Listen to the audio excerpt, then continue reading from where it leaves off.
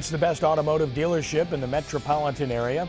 It's Bergeron Automotive, 3525 Veterans Boulevard, corner of North Arnold in Metairie. And that's where we are with sportsNOLAtv for today. Dodge, Jeep, Volvo, you name it, they've got it. Chryslers, hey, you want a good vehicle for a great price? This is the place to be, Bergeron Automotive. And a pleasant good evening to you, Ken Trahan for sportsNOLAtv. So glad that you could join us. Happy Valentine's Day. One of our panelists reminding me of that, whom we'll get to shortly. And I'm glad she reminded me of that. That's always a good thing when we have those of us that we care about deeply or love and make sure we take care of them. It would have slipped right by me, I assure you. That said, we're here to talk sports. And as always, to do so, we have our regular guest panelists, starting with former New Orleans Saints wide receiver and trainer extraordinaire, among other things, the silver-tongued Torrance Small. Torrance. Hey, how we doing? Ken, how's everybody out there? This week, I had an opportunity to go to the parade like the Giants. Unfortunately, it wasn't because of the Saints. It's because of Mardi Gras. Maybe next year, Saints, see it in. Yeah, his parade, I think, was Caesar. You know what I mean? Close, but not quite. No ticker tape landing on his head. Brian Alley Walsh of sportsNOLA.com, the man in red. It's great to see you. Kenny, thank you. And my heart is sad with the tragic passing of Whitney Houston. Oh. So, God bless. I'll always love you. I know you always have. Okay, it's a pleasure. Happy Valentine's Day. You're welcome. I could have said that to our special guest here today, but Kate would have killed me, so I'm not going to go there. Aaron Cofield, who's done a great job in the media industry here in this part for quite some time in South Louisiana, WAFB and at Cox Sports Television, among other entities, and writing for sportsNOLA.com now, and it's great to have her on board. Aaron, great to have you with us. Thank you, very excited. I think that I'm more excited, though. Before the show started, Ken promised me that for Valentine's Day I get my pick of the litter. Oh. That's right. So I'll try to keep You mean it. Torrance and me? Yeah. That's not a hard choice. That would truly be a litter, okay? In the cat sense. That's right. That red Hemi looks pretty good to me, I'll tell you. I'm right there with you. So obviously much to talk about. We're going to be getting into the Hornets, talking about Willie Roaf, Ricky Williams, Saints related, both on different ends of the spectrum, both out of the game, but one to be recognized, one not to be. We'll also get into the state wrestling championships. Jude Young will have a great feature on the championships that were record-setting this past weekend, among other topics. And our hot seat will be all about the Hornets and who's a keeper and who's not as we move forward. Great to have you with us at Bergeron Automotive, 3525 Veterans Boulevard in Metairie for sportsNOLAtv. Back in just a moment from Bergeron. Glad to have you with us. Stay with us. Back in a moment.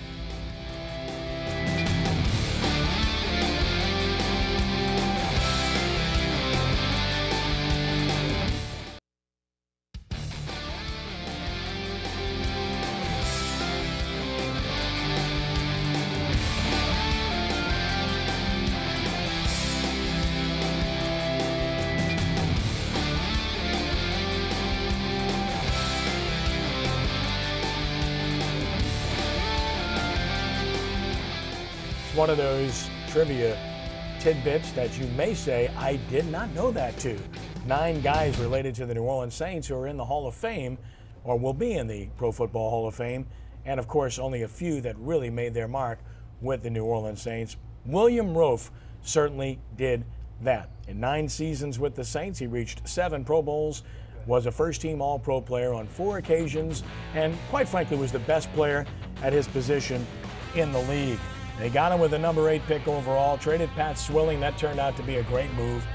And in his 13 seasons in the league with the Saints and Chiefs, he was an 11-time Pro Bowler, and he made the NFL All-Decade Team in the 1990s and the 2000s. This guy quit at the top of his game. Pro Bowl player and All-Pro player in his final year with the Chiefs. In fact, Carl Peterson tried to talk him out of retirement because he was still playing at such a high level.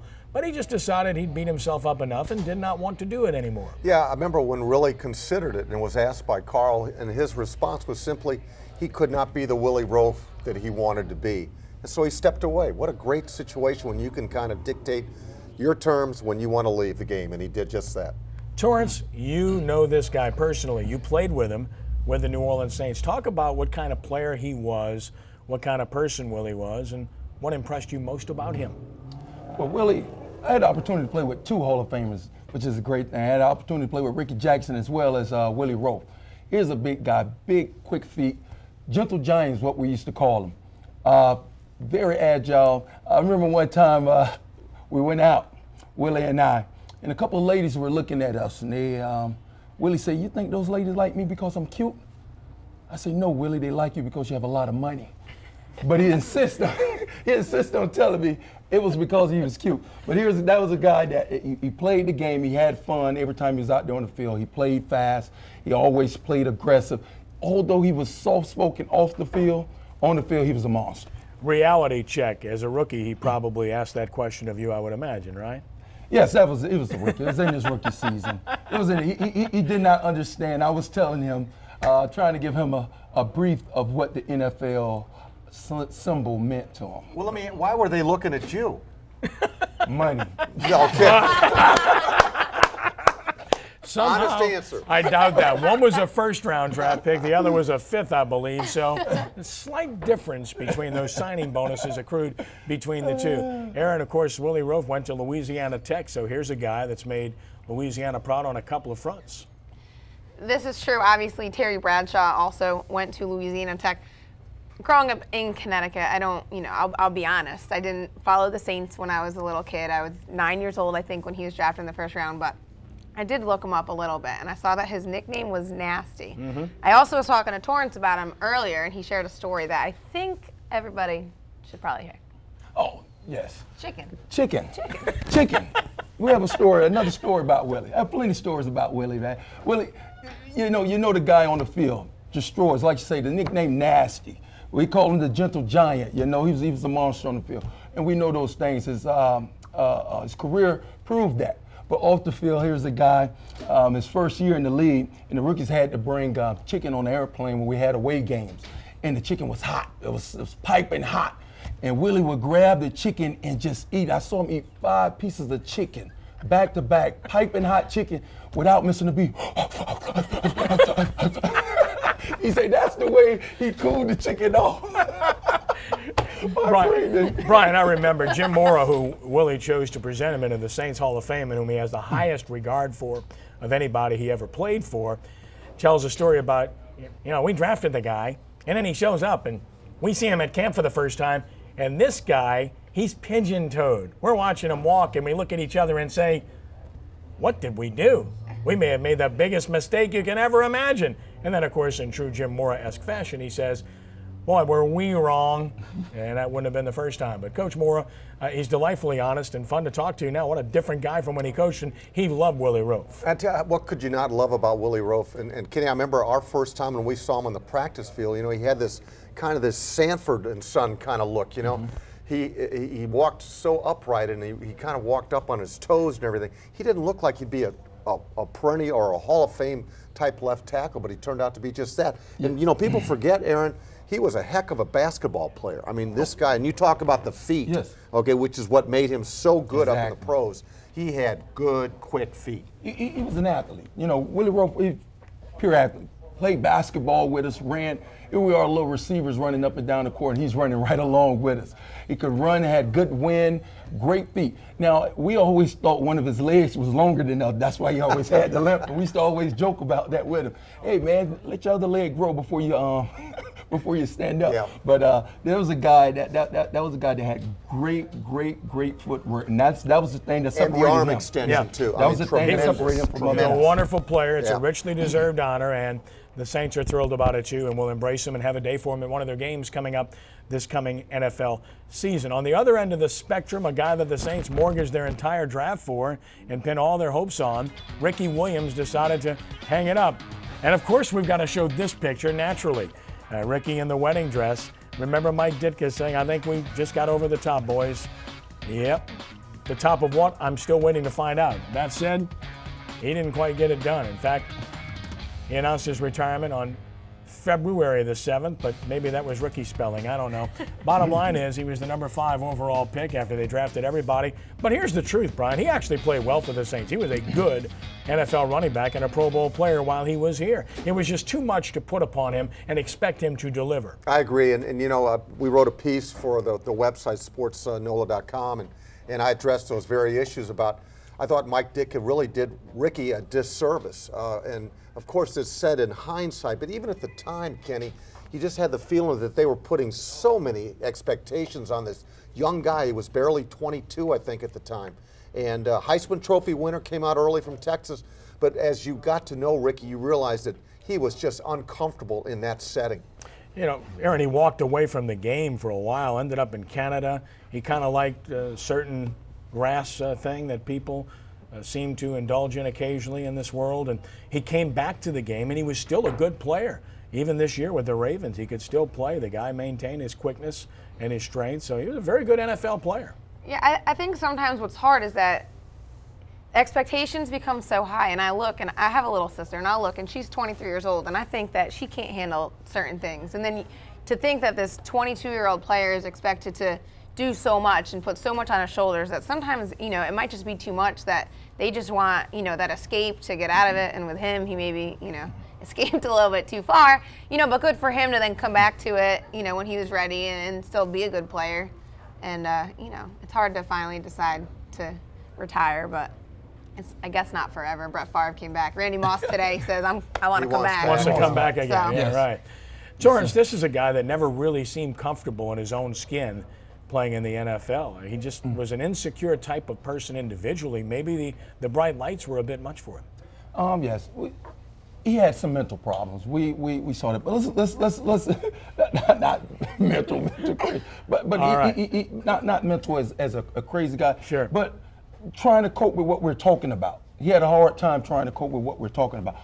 The pressure just being in the NFL is enough alone to go out and perform.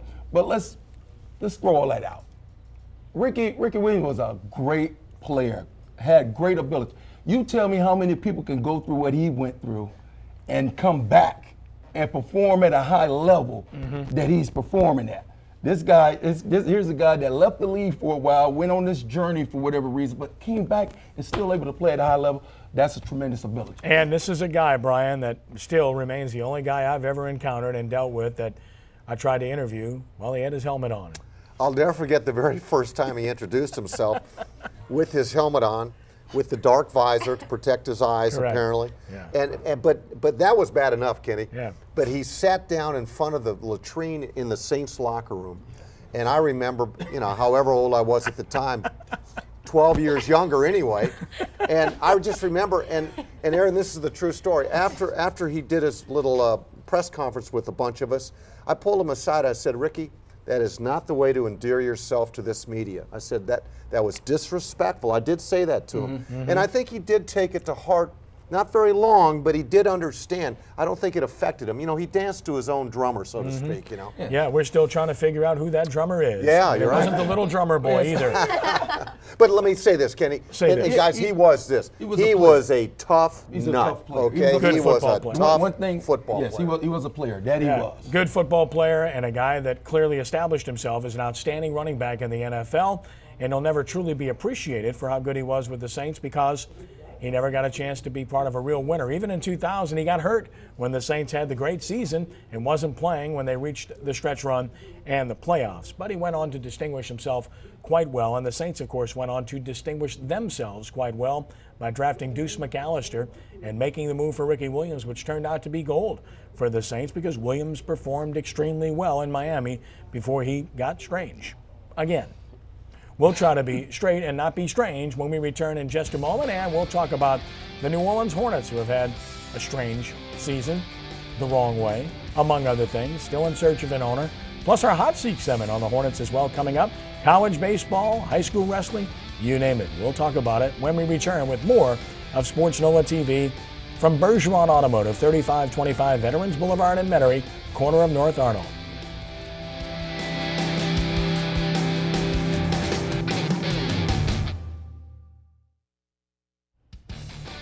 Our Sports NOLA TV trivia question of the evening. Brother Martin won the Division I state wrestling title Sunday night, continuing the dominance of private schools in Louisiana's highest classification. Question is, when was the last time a public school won or shared the Division I wrestling crown? And for bonus points, who was it? There you go. Think about it. come up with a good answer. We'll give you the answer a little bit later in the show.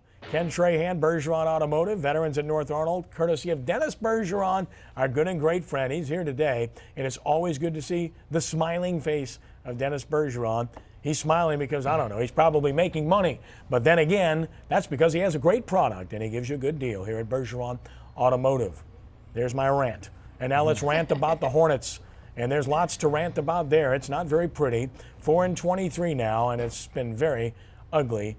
They've achieved that record. They've come by it honestly. Let's just say that, Brian, because when you look at what they've done so far this year, it's been far from impressive. In fact, totally unimpressive. And, of course, some circumstances beyond the coach's control. You know, Kenny, on our radio show, 7 to 9 on WIST 690, I thought I'd get a plug in there. At the start of the season, and then we even backtracked maybe 2-3 weeks in, we said, will the Hornets get more wins than the Saints did in the regular season, counting the playoffs? Saints, of course, got 14. And jokingly, I said, there's no way they, and you know what? They may not. They may not get 14 wins this season. And if you look at over the next 2 weeks, I know we're going to discuss that, the losses are mounting up. It's a shame. It really is a shame. And in fact, I'll make the case here, Kenny, that I think they'd have been better off if they had not played basketball at all this year and allowed the Hornets to take care of their ownership issues. On my radio show on WGSO 990 AM, I thought I'd get that shameless plug in particular with Ed Daniels, where we talk Hornets extensively, since, by the way, we go to all the games and cover the games. That's right. I know a little bit about it. We've talked about the trades that were made, the trades that weren't made, the mistakes that they've made. It's easy to second guess, but we're not second guessers because we made our statements before some of these things took place. And this all goes back to some bad moves that they made, including Darren Collison for Trevor Ariza, Marcus Thornton for Carl Landry. You get middle-aged, average players at best for young players with juice who can play that are going to be here long term. And, of course, they had a trade forced upon them this year, which has turned out to be a disaster at this point based upon players being injured. Let's take a look at some of the Hornets' results most recently. Of course, they lost to those Sacramento Kings with Marcus Thornton, 100-92 in the arena, blew a third-quarter lead again in the fourth quarter. And then they got embarrassed by the Chicago Bulls. Look, the Bulls are good, and they play good defense, but 67 points in an NBA game, come on. And they needed a three-pointer at the buzzer by Marco Bellinelli to get that to avoid a franchise low for points in a regular season. Goodness gracious, not very pretty. And then they went on and lost to Portland. Again, they had the lead after three quarters, and again, they couldn't score in the fourth quarter. And Trevor Ariza played well with 23 points, but that was basically it. Torrance, this is a basketball team, as we've talked about all along, that simply has no chance. Too many injuries, not enough talent, and a franchise in disarray until an owner arrives. And that pretty much sums it up, what you said. You need an owner, no talent, injuries, all that piling up. They still have opportunity to win some bowl games. They've been playing pretty well, pretty much. You have the lead, they just can't finish. They need somebody to play consistent, and that's something that they don't have. They're in search of it, and I don't think that won't happen until next year. We watch a little bit of the highlights. They wore their Mardi Gras uniforms against Portland, and Trevor Ariza doing some good things. Aaron, as you look at those losses, I mean, you're trying to find a silver lining for something positive to talk about, and you found one that had nothing to do with the game, right? Well, a little bit to do with the game. I mean, they did make SportsCenter, so it's sports related. Okay. I think it's great that the team can get guys like Will Ferrell to come in and do the starting lineups and jab at these guys. And what I thought was kind of crazy, though, is when you watch it, none of the Bulls players even cracked a smile. How do you not crack a smile when Will Ferrell is saying that your favorite movie is The Notebook? And you live with your parents. Like, that's funny. Like, I know you want to be serious and it's basketball, but I do. I think it's great that, you know, the program outside of the actual team, you know, they're still trying to come up with promotions and get people in there and have it be exciting for everybody. I do wonder, though, at what point do they say, you know, hey, we're the Colts of this year, and when do we just, you know, kind of tank it and say that, you know, set ourselves up for the draft to really get some guys in here that'll change. Yeah, it's really ugly. Yeah, losing is a good thing right now where they're concerned. Let's take a look at the upcoming schedule for the Hornets, and of course tonight here very shortly in the arena against the guys that stole their name and their logo. And then, of course, the Milwaukee Bucks as they start the 6-game Mardi Gras road trip. Just what you need when you have an 8-game losing streak, can't beat anybody, is to go on the road for 6 straight games. Stars with Milwaukee. Then you got Linsanity in New York with their new sensation, Jeremy Lin, who, by the way, Trent Johnson turned down when he was at Stanford. And well, that's another topic. But having said that, that is the schedule upcoming. And, of course, stay with us. We'll see if they can find a win or two somewhere in there, although I'm not sure when that will be. College basketball. Listen, we're 27 days from Selection Day for the NCAA basketball tournament. And, of course, the Final Four will be in New Orleans this year. So it's going to be interesting. If you're looking for teams that might be here, let's take a look at the current top 10 in college basketball. And Kentucky obviously would be a huge draw here. Syracuse, Aaron knows a little bit about that bunch. Missouri, if you haven't been paying attention, they're real good.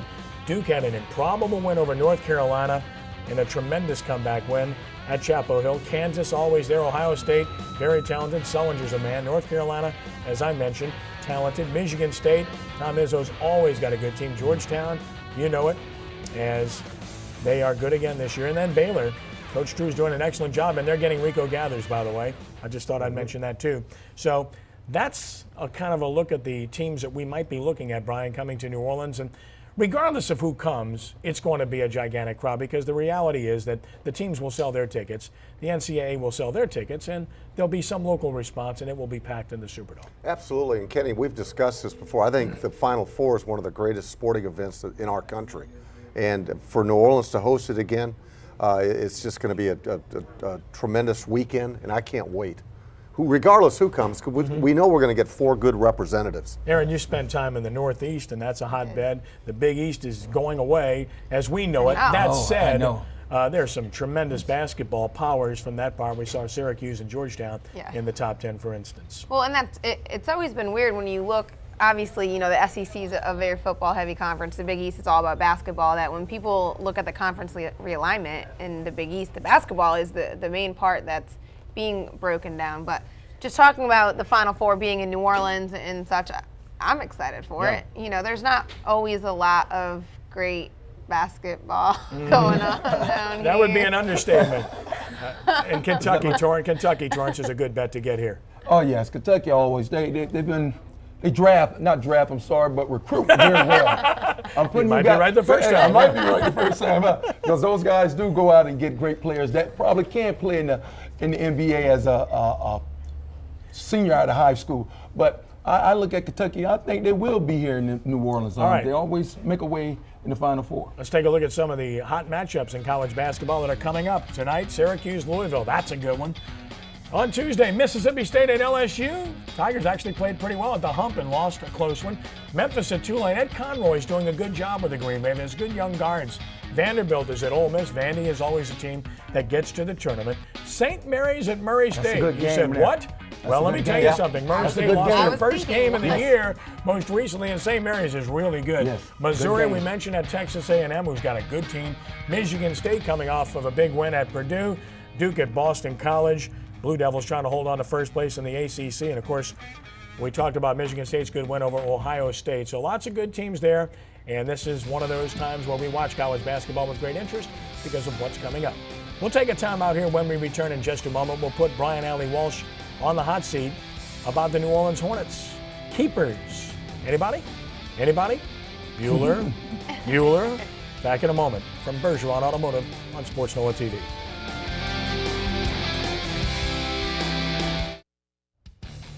Our sportsNOLAtv trivia question of the evening. Brother Martin won the Division I State Wrestling Championship Sunday night, continuing the dominance of private schools in Louisiana's highest class in the sport. When was the last time a public school won or shared the Division I wrestling crown? Answer is 1988. Bonneville shared the title, a 3-way tie, along with Jesuit and Holy Cross, in a remarkable ending where 3 schools tied for the championship. It is a sport dominated by private schools, in particular Catholic schools, from Jesuit to Brother Martin to Rummel, of course De La Salle for a while, Catholic High of Baton Rouge, and clearly that's been the nature of Division I in wrestling. We'll have a nice feature on the state championships coming up shortly. Ken Trahan, sportsNOLAtv at Bergeron Automotive in Metairie. And it's time now to skewer Brian Alley Walsh, to make him very uncomfortable in his own skin as we turn the fire up with our hot seat segment, and our topic surrounds the Hornets. Is there one building block on this basketball team or in this organization? And if so, who is that? Brian, the floor is yours. And speaking of the floor, Kenny, we have not seen Eric Gordon except for 79 minutes this season. Yes. David Stern acquired him from the Clippers for a bunch, and we haven't seen him. All right, so of anybody on the roster, current roster, he would be the only player I would protect. Other than him, not one player. I would start anew, use the draft picks, use some complementary players as well. There's some complementary. These are all complementary players on this team. So take your pick, but there's not a player that I would protect on this roster. Well, the way I see it, the question was at anybody in the organization who will build on. Monty Williams, the coach. I think we have a great coach. We just have to support him and get him in the right players. With that being said, front office we have to get an owner to come in the front office to lead us. Until that happens, we're going to be more of the same, regardless of who we bring in here. I think the front office definitely have to get a great owner. We have to get an owner to come in. David Stern them need to move out the way so this team can flourish. I'm going to do you one better on your going in the organization, not a player. I'm not even going coach. I'm going mascot. Hugo. Oh. I mean, where would they be? You could even keep the King Cake Baby around because he's so popular and people just don't know what to do with him. It takes Aaron on the panel. Yeah. He Like the way you think. He might be the MVP this year. He could be. Has he been doing any of those trampoline dunks? Yes. Highlight of the year, How many Hugo. points Hugo make? Super Hugo. Super Hugo's a different story altogether. He's MIA sometimes. We wonder what happens to him. The Honeybees, good job. But the used-to-bees are clearly the highlight of going to a Hornets game. When they show up from one side of every 5 or 6 home games, awesome and thoroughly entertaining. I'm in. I wish the Hornets were. It's one of those situations, Brian, where they're going to have to continue to just grin and bear it. And clearly, I'm going to have my judges rendering in a moment. But I would take a look at the Final Four that comes into New Orleans. If Kentucky makes it in, look at Anthony Davis. Anthony Davis could be a great addition here. He's young, but he seemed like a pretty mature kid. But he's the kind of player that they could add to their roster for sure. Yes, I think we have to bring in a couple of kids. I think we got a couple of draft picks that we're going to be able to get our hands on. Hopefully we can get that first pick, somebody that can come in here and be the face of the organization. We don't have anybody to the face of the organization other than Hugo. We need somebody to come in and be the face of the organization. Yeah, he's got it. Listen, she nailed it. Don't forget Morris Bart now. Morris Bart could be the face of the organization. Hey, seriously. If you have an accident. He's in. He's on your side, right? They've had several accidents. That bruised me. You're right. We've been having some train wrecks. Talk about free promotional time here. Oh, I know. We need it. All right, you want the judges rendering here? Yes, we do. The New Orleans Hornets have no building blocks in their organization. Monty Williams would be the closest thing, but even he will likely be a casualty if they have a different owner in here and they want to start anew. And that's unfortunate because his hands have been tied to a large degree. Maybe someone would give him that opportunity depending on who that someone is. Beyond that, I don't see anything here that's worth keeping. You have, as Brian alluded to very accurately, a cast of role players. Most NBA teams have 1 through 5 starters. The Hornets really start with like 4 or 5, and they run through 9 or 10. There are not starters on this basketball team. In a perfect world, Trevor Ariza is a supporting cast player that might be best suited as a 6th man. The same might be said of Jarrett Jack, a veteran player who has a nice role and can contribute, but over the course of a long season is not equipped to handle running a team consistently and being the kind of player you want him to be. The same could be said of Emeka Okafor, who has that ugly contract. And the rest of these guys, we can mention the names, but they're all role players. Carl Landry, best suited as a 6-man type as well. That's why they moved him to that role, but then were forced to put him back in the starting lineup because they got no productivity. And then, of course, there are the injuries. Some of them are unfortunate. Some of them you wonder about. This has to be the worst bruised knee in the history of professional sports that Eric Gordon has. Chris Kaman suddenly came up with a sprained ankle, and they don't know how he got it. And he's not going to play in all likelihood against Utah tonight. To go along with Jason Smith, who has the concussion, and Carl Landry, who's out with the knee, and keep going. Jarrett Jack with his knee. Who's left? Who else are they going to sign? I mean, they're going to go beyond the D-League. Is there an E-League? I'm not sure. But by the time this season ends, you're going to need a scorecard to keep up with these guys because you will not recognize the names, and they should turn it over. It is time now for one of our favorite segments, our Fan Questions segment, where our fans have a chance to partake and participate and grill our fine panel with some very informed, substantive questions. Our first question will be for Erin Cofield. So please state your name and where you're from. Hi, I'm Taylor Robert from Gonzales, and I want to know, is Trent Johnson really doing all he can to get good players out of Louisiana? All right, this question has been talked about all week long, and I had the pleasure of attending the pre-Alabama press conference at LSU last week and asked him straight up, you know, is it frustrating for you when you hear people question your commitment to Louisiana people? And he said absolutely. He can't talk specifically about Rico Gathers because of NCAA rules. But when asked, you know, about the situation, he flat out said that it's comical to him and that it's shocking to him. And it bothers him, I think, that people would question his work ethic. And I think that's anybody. If someone questioned my work ethic, I'd be upset. He said, you know, how stupid would I be if there's 900 great basketball players in my backyard and I'm not out looking at him? He can't be in every place at one time, you know. He recruited Rico. He was there sophomore year. He was there his junior year. Senior year, you know, I'm not going to argue with Gather saying that he wasn't there all the time. But that said, I guess if he feels kind of confident in that, he's one player, I guess, sometimes can make a team. I was at Syracuse when Carmelo Anthony got there. So it does happen that one guy comes in and does it. Sure. But he needs to, you know, he has other scholarships to give. So I'm no, you know, recruiting expert. I think that his commitment is still there, but you know, I have heard things both ways. Of people have given me strong arguments to why it's not. People have given me strong arguments to why it is. So, well stated. Our next question is for Torrance Small. State your name and where you're from. My name's Darryl from Metairie. My question is, what position should the Saints address in this year's draft? Ooh, good one. DN, outside linebacker. We need a pass rusher. We need somebody that demands a double team, somebody that they have to be accounted for. We're solid on offense. I think we have a pretty. We're solid on special teams. What we're not solid is on defense, and I think the one thing that can help us is a pass rusher to help out the defensive backs, is also help out the linebackers.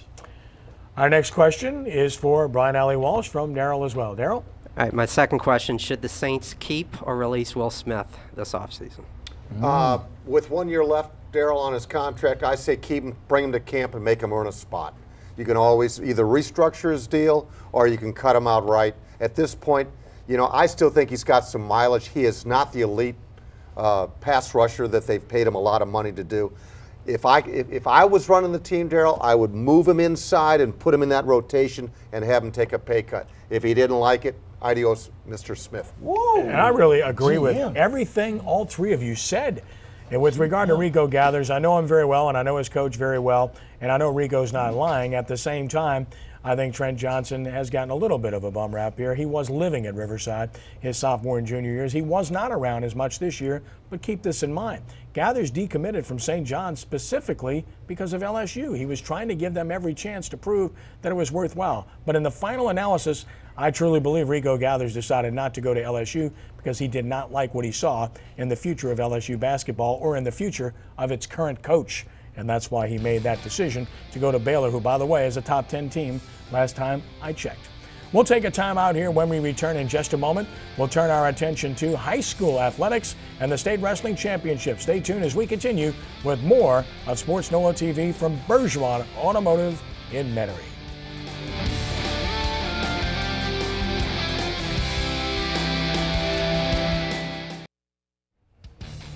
Each and every Wednesday, you can submit your questions to sportsNOLA.com, the best site on the web anywhere, anyhow.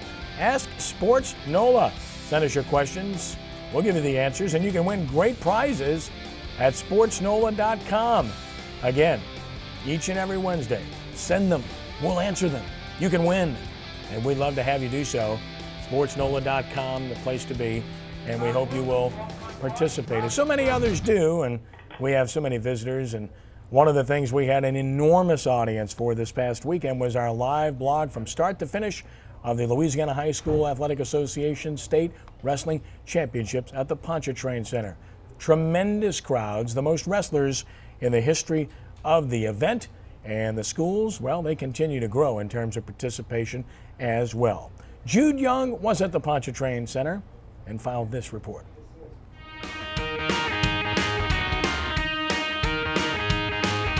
The Louisiana High School State Wrestling Championships return where many in the wrestling community in the state feel like it belongs. Kenner's Pontchartrain Center. This weekend, 3 different divisions determine their high school state champions, as well as individual champions determined in weight classes from 106 all the way to the heavyweight division. Amongst the large schools in Division I, there was a big 5, and the team to emerge victorious out of that group was Brother Martin. They win the state title in the top division despite having only 1 state champion wrestler. That's Paul Klein, a real surprise because he's a freshman bringing home the title. Meanwhile, Catholic finished second. The Baton Rouge school had 3 state champions, and third was defending Division I champion Rummel. They had 3 state titleists, including a pair of defending champions getting the job done.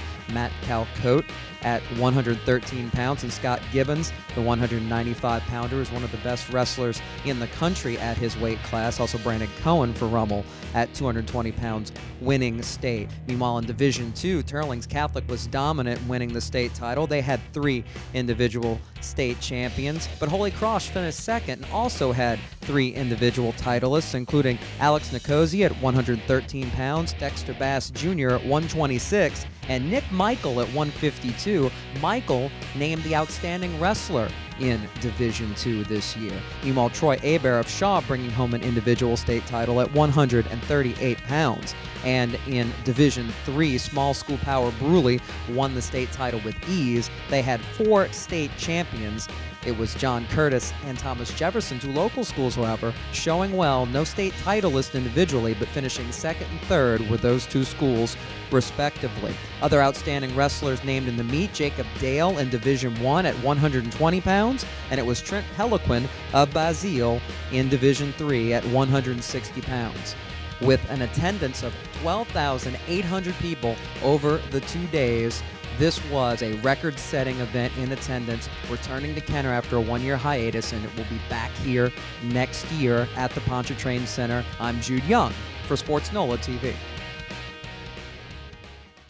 Tremendous event. I've had the pleasure of being able to cover it for, I don't know, too long. I don't want to tell you, and I've been doing the PA announcing for the finals for many, many years as well, and to see how much it's grown is remarkable. Brian, this was a sport that back in the early days, in the 40s and 50s, there were maybe 6 to 8 schools competing in the state. Brother Melkia and Holy Cross dominated. Coach Sam Harnstein came along at Jesuit, and they dominated for a while, and the participation grew. Brother Martin came along and started to dominate. De La Salle had good years.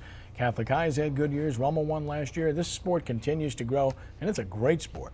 Tell you what, I like the idea that it's back at the Pontchartrain, Kenny. I understand that it's got another year extension there, so they bring it from North Louisiana back home, and I think it belongs in the Pontchartrain Center. And look at the crowds that they had, largest crowds ever. Yeah, Fire Marshal had to come in on Friday and run some people out. It was amazing. Delayed things 30 minutes. Aaron, you're from the Northeast, so you know a lot about wrestling. I was going to say, we talked earlier about how basketball is a northern thing, and wrestling is too. I know in high school my brother wrestled all growing up, but talking about the Baton Rouge teams, Bruley just, as you know, is a very dominant program when it comes to wrestling. They've won like 8 out of 9, I think, state championships, and their coach Jimmy Bible said that they won second place last year, and that didn't sit well with them, and they had that trophy right there front and center all year long for them to look at. Jimmy Bible, it's a great name for a coach. I mean, he wrote the Bible of wrestling, right? Something of that nature. He's really good. He's a good guy, too. Torrance, you're not a wrestler. No, I'm not a wrestler. I tried out. You know, I tried, but, you know, in high school, 6'3", 170 pounds, didn't have the tights for me. So maybe next time. I got it, buddy. All right. I'll sew you a pair if you'll go do it. From wrestling to college baseball, it's always a good time of the year when college baseball rolls around. And, of course, traditionally, some very good baseball played in Louisiana. Starting at LSU, of course, national champions in 2009. They've won a bunch of those, 5 under Bertman, 1 under Maneri. As you look at the preseason numbers, last year they thought they got shafted from getting into the tournament. Preseason number 8 in Baseball America, the SEC's brutal. Of course, Rafe Rhymes coming off of an injury. Jacoby Jones, good player. Mason Katz, good hitter out of Jesuit. And then that weekend rotation, maybe as good as it gets if everybody stays healthy, knock on wood, with Kevin Gosman, Ryan Eads, and Kurt McCune. It is a good baseball team. And Brian, the Tigers, I think it's all about redemption this year. After 2009, it really hasn't gone the way they had hoped. You're right, and with that, that's a young weekend rotation that you're talking about. They've got a year of experience, the threesome. And, you know, I like their little, the way they're talking right now, Kenny. They're talking about getting back to Omaha. And when LSU has that swagger about it, Paul Mainieri's a good coach. He's got enough players to make it get back into the NC2As. Then it's if you're playing hot, and I think that they'll be back at least in the NC2As this year. And Aaron, with their facilities and with their attendance, which leads the country every year, the expectations are very high. And they are very high, and I think especially coming off of the way the football season ended, you know, instead of looking at they were in that game, the way that it went wrong, I think, you know, with basketball not always doing what they hope, baseball is something that everybody at LSU really cares about. I think it'll be interesting to see. They call it the ice box in February because it's so chilly, and they're playing Friday night and Saturday night, so it'll be interesting to see who's bundled up and gets out there. But I think there will be a good crowd. And Torrance, you're not a baseball player either. Oh, no, I am a baseball player. Hey, I played catcher, pitch, shortstop, third baseman, did it all. What's your name, Bugs Bunny? Did they have tights that fit you? The glove, they did have a glove that fit me. Hey, can I add something real quickly? Yeah. Alan Dunn is going to make a big difference as the pitching coach. Great hire. Yep. Great hire, smart move. Tulane baseball, well, you knew they were an elite team. Went to the College World Series twice under Rick Jones earlier in the century, but things have calmed down a bit of late. 10-14 the last 2 years in Conference USA, not ranked in the preseason poll. Jeremy Schaefer, catcher from last year, leading returning hitter. Nick Schneeberger, of course, the only other player to hit over 300 a year ago. Alex Bayo, experienced pitcher, swing guy. But the key is, Brian, that they've got Randy LeBlanc out of Covington and Kyle McKenzie coming back from injuries, both throwing in the low to mid-90s. And with these bats toned down and playing on turf where the bounces are true, it's all about pitching for Tulane. I agree totally. And if these two young guys come back, but with the arm strength that they've got from the injuries, if they're back healthy, you know, Rick's going to be back in. They haven't been back in the NC2A since 2008. So, you know, they've got to get back in there. And Aaron, as you know, Tulane not only challenged LSU for supremacy in the state, but got the upper hand for a little bit of time, but it's kind of gone back in the other direction. They have. It is weird, though, is I always remember that when they do the Wally Pontiff Classic, and it's if they play each other, or whenever LSU and Tulane play each other, is I feel like there is often, you know, a pretty good back and forth. LSU doesn't always, you know, completely necessarily dominate the game, and I think it'll be interesting. Yeah, they play each other twice, home and home again this year, Torrance, and obviously when LSU and Tulane play, it's a big deal, and it's always a packed house. Yeah, that's always. In-state rival is always good. It's good for the city, it's good for the state, it's also good for those players to have a good little rivalry within state.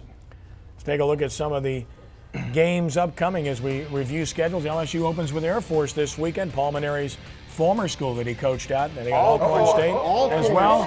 So Torrance Small will be in Baton Rouge on Saturday trying to teach these guys hitting. He's going to give them some pointers. Hey, the real purple and gold will show go, up. Baby. I'm just saying, the real purple and gold will show up. All right, Tulane is opening with a 4-game series against the Saints. No, not the New Orleans Saints. Siena will be in town for a 4-game set at Turchin Stadium. So an opportunity to get out early in the season and see just what LSU and Tulane are all about this year. And obviously both teams have some pretty high expectations. I know Rick Jones expects to get back to the upper echelon of Conference USA, even though they're picked 6th in the preseason polls in that league. And LSU obviously 8th in the country, but there's a caveat to that. There are 6 other SEC teams ranked very highly. That is a very tough baseball league, the best in the country, just like it is in football, and Paul understands that, and the competition will be steep. We'll take a time out here. We'll return in just a moment from Bergeron Automotive in Metairie on sportsNOLAtv.